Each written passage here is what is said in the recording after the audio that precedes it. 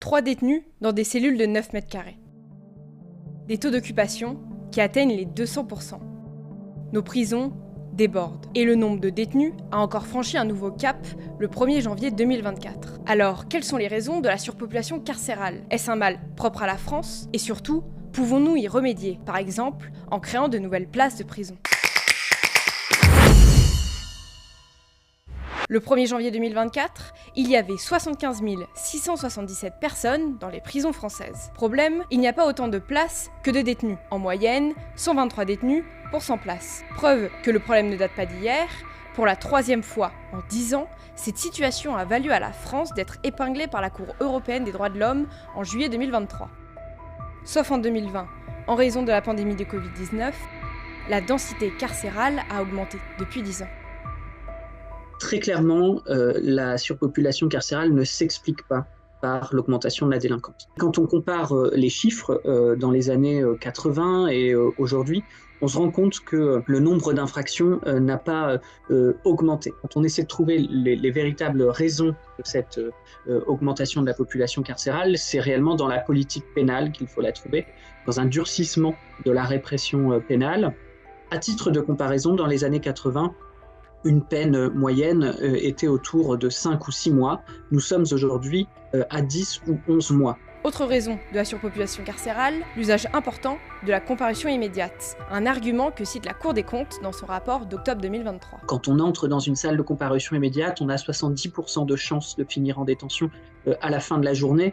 C'est 8 fois plus de risque d'incarcération que dans n'importe quelle autre audience pénale. On se rend compte que c'est le flux principal finalement d'incarcération. Cette évolution, elle s'explique aussi par des choix politiques faits lors des 3 derniers quinquennats. Il y a un deuxième facteur lié à la réforme de la justice de 2021 où en fait ont été supprimés des crédits de réduction de peine en disant maintenant ça doit se mériter. Et on espérait par une autre mesure, c'est-à-dire des libérations conditionnelles automatiques, elles pour le coup à 3 mois de la fin de peine, on espérait comme ça fluidifier un peu le nombre de détenus. Et ça n'a pas été le cas. 11 prisons ont aujourd'hui des taux d'occupation qui dépassent les 200%.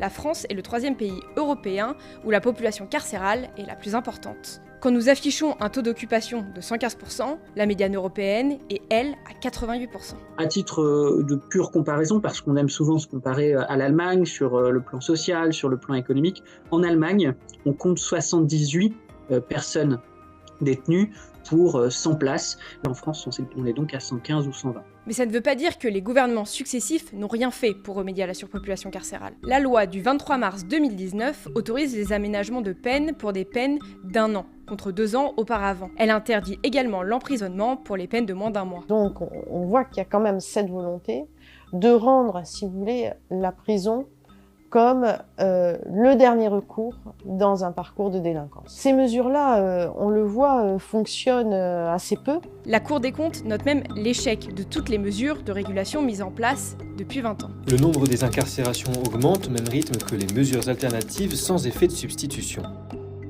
La probation, qui évite la prison ferme, ne semble pas non plus être la solution magique. Le Conseil européen note d'ailleurs un lien entre les taux d'incarcération et de probation. Autre mesure à l'effet illimité, même si ça peut paraître contre-intuitif, la création de nouvelles places de prison.